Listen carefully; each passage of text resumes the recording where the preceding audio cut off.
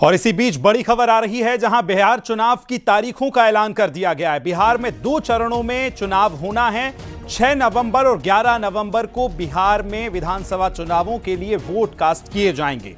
14 नवंबर को यानी 11 नवंबर के ठीक 3 दिन बाद 14 नवंबर को बिहार चुनाव के नतीजे घोषित कर दिए जाएंगे। और ऐसे में देखिए, ये बड़ी खबर हम आपको बता रहे हैं, जहां 2 चरणों में इस बार विधानसभा चुनाव होने वाला है। पिछली बार हमने देखा था 3 चरणों में विधानसभा के चुनाव हुए थे, लेकिन इस बार 1 चरण कम किया गया है, यानी 2 चरणों में विधानसभा का चुनाव इस बार होना है।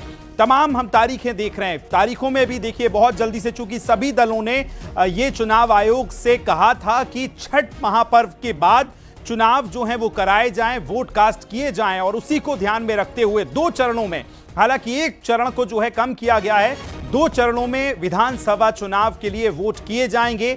और पहला चरण जो है वो 6 तारीख को होना है, दूसरा जो है वो 11 नवंबर को होना है, और 14 नवंबर यानी ठीक 3 दिन के बाद बिहार चुनावों में तारीख जो ऐलान है, यानी रिजल्ट जो हैं वो घोषित कर दिए जाएंगे। और 14 नवंबर को यह पता चलेगा कि बिहार विधानसभा चुनाव 2025 में किसकी सरकार बनेगी। कई इतिहास इस बार विधानसभा चुनावों में बिहार के लिखाना है। हमने आप सुना किस तरह से आप ज्ञानेश कुमार को सुन रहे थे, उन्होंने ये कहा कि बहुत सारे बदलाव किए गए हैं और ज्यादा हाईटेक चुनाव को किया जा रहा है। खास तौर पर हमने देखा एसआईआर, जो इस समय सियासत का सबसे बड़ा मुद्दा बना, उसके बाद एसआईआर का जिक्र भी आज किया है और कहा कि एसआईआर के बाद भी कई बड़े बदलाव जो हैं इस वोटिंग में आपको देखने को मिलेंगे। और सीधे चलेंगे न्यूज रूम से, मेरे सहयोगी अनुपम मिश्रा मेरे साथ जुड़ गए। अनुपम, 2 चरणों में, पिछली बार हमने देखा था 3 चरण में चुनाव हुए थे, इस बार 2 चरण घटाए गए, यानी 2 चरणों में चुनाव होना है। किस तरह से आप देखते हैं, और छठ के बाद है ये चुनाव?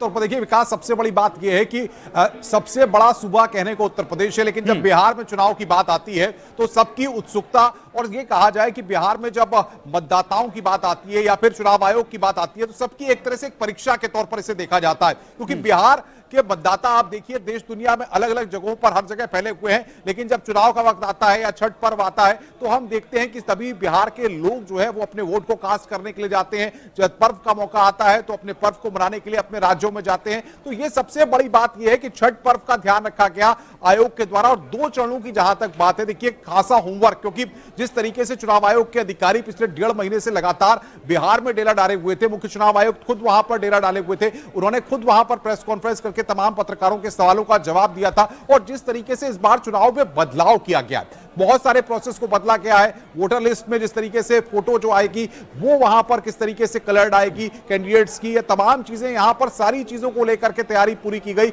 और 2 चरण है, आपको बता दें कि 6 तारीख को 121 सीटों पर और 11 तारीख को 122 सीटों पर, यानी कि 243 सीटों का ये जो संग्राम है बिहार का, ये इस बार बहुत दिलचस्प होने जा रहा है और राजनीतिक दलों के लिए भी दिलचस्प होगा। क्योंकि अगर पिछले 6 महीने से आप देखें तो एसआईआर का मुद्दा जिस तरीके से पूरे देश भर में गरमाया रहा है, चाहे न सिर्फ बिहार के राजनीतिक दल, उत्तर प्रदेश के राजनीतिक दलों ने भी इसको लेकर के तमाम तरीके के आरोप प्रत्यारोप किए हैं। तो ये सिर्फ बिहार का चुनाव नहीं है, बल्कि ये यहां से बिहार का चुनाव का परिणाम आगे के लिए एक और लाइन और लेंथ यहां पर तय करेगा। और जाहिर तौर पर यह परिणाम, क्योंकि जिस तरीके से एसआईआर या चुनाव आयोग की इस चुनाव में परीक्षा होनी है, वहीं मतदाता किस तरीके से बढ़ चढ़ के वोट करते हैं। और सबसे बड़ी बात यह है क्योंकि अब यहां से पूरा काउंटडाउन शुरू हो चुका है, बिहार में किसकी बहार होगी, बिहार में किसकी बयार बहेगी, ये आने वाले 1 महीने के भीतर निश्चित तौर पर अनुपम आपने बिल्कुल सही कहा, क्योंकि जिस तरह से पूरा एसआईआर का मुद्दा रहा और उसी का जिक्र ज्ञानेश कुमार ने अपने पूरी बातचीत में भी कहा, और कहा कि एसआईआर के बाद ये चुनाव होना है, तो निश्चित तौर पर बहुत महत्वपूर्ण है। बहुत शुक्रिया